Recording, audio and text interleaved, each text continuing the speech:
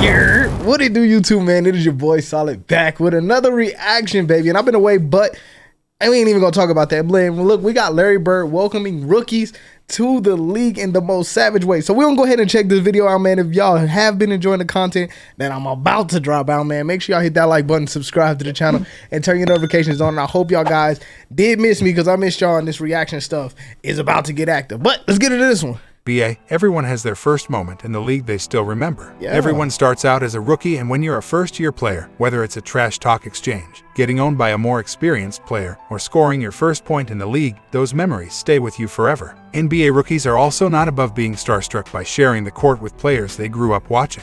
Considering that, things might get even worse when that vet player who's welcoming you is the trash-talking GOAT himself, Larry Bird.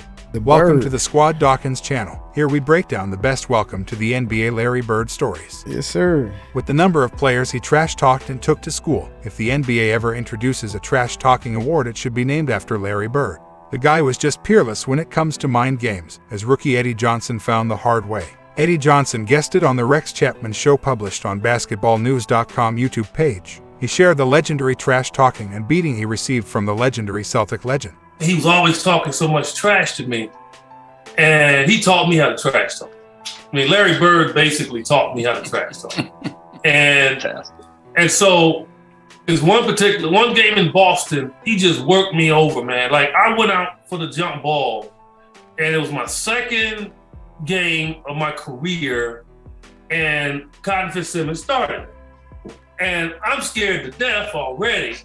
You know, not just a Bird, but, you know, I played against McHale in college, so he was cool. But Robert Parrish, I mean, Dennis Johnson, I'm looking at all these dudes, man, and I'm intimidated. I had played against Danny Ainge in college.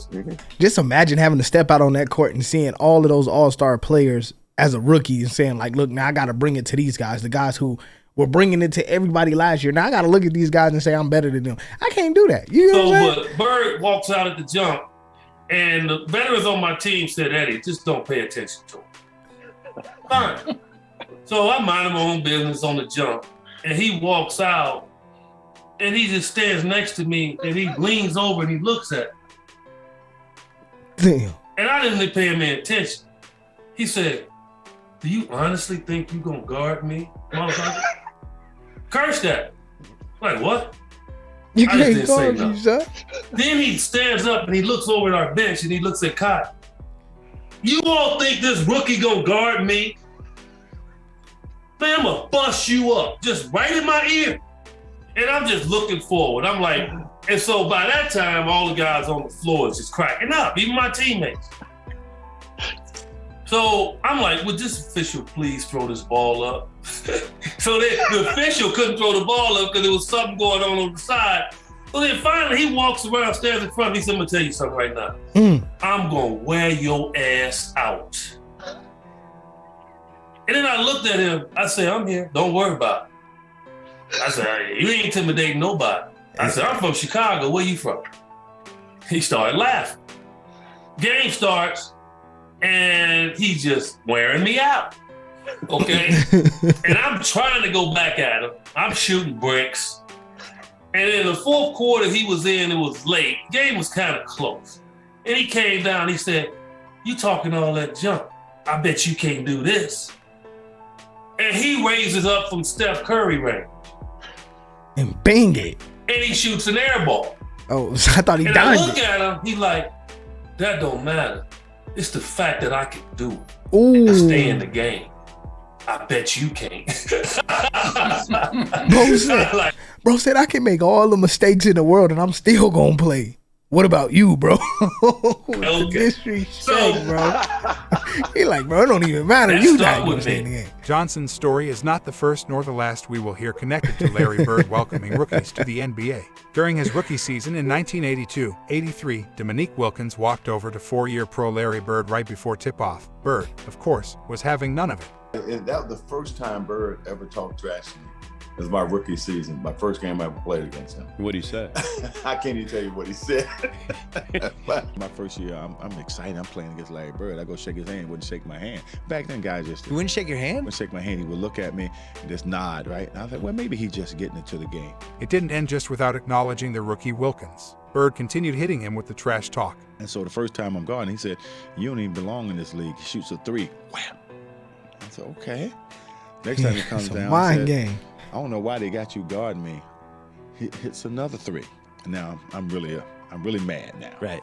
He's coming down the court, and I'm guarding him. He looks at me, he said, "I don't know why they have you guarding me, Holmes." And he shoots the 3. Now, I wasn't upset he made the 3. I said, but this son of a gun just called me Holmes. And so I never forget that one thing, though, man. I'm like, I was so hot. You know? Another former All-Star that got a nice welcome by Bird was the Seattle Supersonic Sean Kemp. Sean found Kemp, out the bro. hard Sean way Kemp just was how different, ruthless bro. of a I do trash love talker Sean Bird Kemp. was when he faced him as a rookie in 1989. I'm gonna keep this real with y'all, man. My ass got busted real early, man. I came into the league, man. I was 19. You know how some of them vets, man, they play you to the team, man. I got played down in Boston one night. We was playing Boston Celtics. So the great Larry Bird, I didn't really know much about it. You know, I'm from Indiana, Larry's from Indiana. I knew about the history of Larry, but I didn't realize how he really got down. Larry He get down. He gave me 50 and 3/4. 50 and 3? Everything. And he talked to me the whole entire game. He bust What did he you. say? Dude, well, first of all, he asked me to jump ball. He said, "You the cat that broke all my records in high school, right?" And I was like, "Yeah, that's me." He goes, "Yeah, you're the one that used to dunk my brother too, right? Like Eddie." And I was like, "Yeah, that's me." He said, "I got you for you tonight." So He said, nah, time he revenge is called, better served. at the defensive end, he would tell me, he'd be like, "When I get down to the other end, I'm gonna pump face you, get a hand one on you, look at you, go off the glass." That's how cold Larry Bird was. Man, I Damn. was to the point of like, look, I'm gonna foul him so hard that he's basically gonna take his will. He started shooting the ball with his left hand, man. I was trying to foul his right arm. He was shooting with his left hand, banking it off on me, looking at me, still slapping me on my butt and everything, man, telling me everything. You'll be all When right. another legend was starting You'll his be all NBA right. career, he saw firsthand how great Larry was and how serious he was about fulfilling his promises. John Stockton saw Larry Legend doing his thing at a young age, which is something he'll never forget. Back in 2018, during an appearance on The Dan Patrick Show, the Utah Jazz legend talked about his favorite Larry Bird story of all time, and he didn't hesitate, choosing one that he lived during his first campaign in the association. I remember as a rookie, he came in, he walked by our bench at the Salt Palace and said, "I feel like 43 tonight." I feel like 43 tonight. And he came out, he scored 43 in the third quarter and checked himself out Jesus with a 20-point victory. Christ, bro. I was fairly impressed with that one. He like, so yeah, he just picks a random number. I feel like 43, and he says it to the bench. Yeah. yo, It the was fairly disrespect. impressive, especially when he backed it up. In 2018, the former Orlando Magic sharpshooter Dennis Scott told another Bird welcome to the NBA story. Scott, who was selected by the Magic with the 4th pick of the 1990s. Is it just me, or it just seemed like Larry Bird made everybody hate him when he got in the league? He like, yeah, kid, you still a kid. You don't know nothing about this. I'm still doing this. I've been doing this since yay high, since grass. You feel what I'm saying? I've been doing this. You just got here. Shut him up with his You just got legendary here. trash talk and What do you mean? basketball skills. Bird was the only one that really kind of, in his soft-spoken way, when you talk about guys talking trash. Yeah. Hey, Rook, good to see you. Hey, great college career. I'm going to catch the ball. I'm going to pump fake. You're going to reach for it. You're going to get fouled. 2 tweets, you're going to have a seat. 2 Move the whole tweets day, and you're he going to catches have the a ball, seat. He pump fakes. I go for it. I reach. First foul. I come down court. Scott Skiles kicks me the ball. I shoot a 3. In your face, Larry Legend. Yes, I'm feeling good, man. He catches the ball again, catches it. My dumb self reaches for it again. Tweet, go have a seat. I see you second quarter, Rook. So that's how Larry Bird. He like, bro, look, go ahead, look, you gonna sit down on this one. Look, I'm gonna go ahead, I'm gonna punk fake, you gonna hit me once. He gonna come down and get you something, and then I'm gonna come back and give you the same thing, and then you gonna go over there and have a seat. You feel Drexler me? is possibly the most underappreciated Hall of Famer in NBA Oh, history. God. The high-flying Drexler was the Blazers' 14th selection Slide in the the Clyde. 1983 NBA draft.